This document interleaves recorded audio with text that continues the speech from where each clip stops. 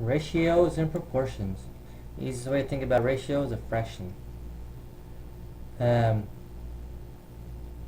With the ratios, the units must be the same, if it's just a single ratio. Units of the numerator must be the same as the units of the denominator. So keep that in mind, if it has units. So when it says write as a ratio, 2 to 3, that means write as a fraction, 2 over 3. 4 to 8, 4 divided by 8. That reduces down to 1/2, because 4 goes into 4 once, 4 goes into 8 2 times. 12 feet to 6 feet, it's 12 feet over 6 feet. Notice these units cancel. 12 over 6 reduces down to 2 over 1, or just a 2. The 2 over 1 is probably how you want to think of it. Let's do a couple that are a little bit more difficult. 18 ounces to 3 pounds. 18 ounces over 3 pounds. Now we can't reduce because they're not in the same units. But we do know, or you might know, you may not know, but 1 pound is the same as 16 ounces. And so that must mean that 3 pounds is the same as 48 ounces. So we can change this to 18 ounces over 48 ounces. The reason why we want to do this so we can cancel out those units. And then we're going to reduce. Just checking to see if 18 divides into 48, which it doesn't, but 9 will. But 9 will go into 48. So let's keep on going.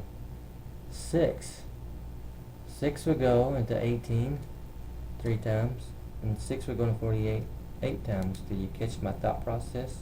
I tried the 18, then I tried the 9, then I tried the 6. I was counting down from the highest factor of 18. Now this next one, a lot of people miss it. 1.5 to 4.25. We want to reduce that. What's this? Let's take the decimal that has the most digits after it, and let's move the decimal to the end, which makes that a 0, or a decimal at the end. That makes it 425 on the bottom. But if we move the decimal and the denominator 2 places to the right, we must move the decimal and numerator 2 places to the right, which makes it 150. And now when you look at that, we're going to see what divides into it. I know 5 does, but 25 does also. 25 goes in 150 6 times. We got 6 quarters makes $1.50. How many quarters make $4.25? See, you could easily have kept it like that and just thought of it in terms of money.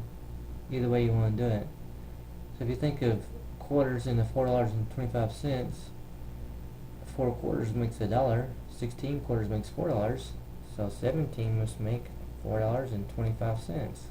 That's kind of a neat little way to think of money when you're reducing fractions that may have decimals in them, even though we don't want fractions to have decimals. So here's one way to get rid of them. Move them. Proportions. Let's talk about proportions. A proportion is nothing but a fraction equal to a fraction. Their units correspond. What that means is either they're the same horizontally. I said horizontally and vertically together. I say it horizontally. Horizontally, or they correspond vertically. Now, cross multiplication, you've probably heard of this. Cross multiplying is the easiest way to solve in proportions. What that means is you're going to take the A times the D, which is Chris, and you're going to take B times C, which is cross, and set those equals. Chris equals cross. That's all cross multiplying means. So when it says solve for X and you're given proportion, here's all you're going to do. We're going to cross multiply. We're going to take the X times 11,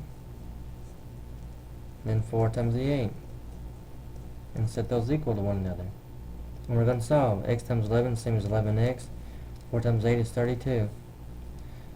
We're going to isolate the X by eliminating 11 that's been multiplied, and do multiplication with division. Once you do to one side, you do the other. And there's your answer. 42 over 11. Let's do this one. Did you catch the mistake in the previous problem? Let's do it again.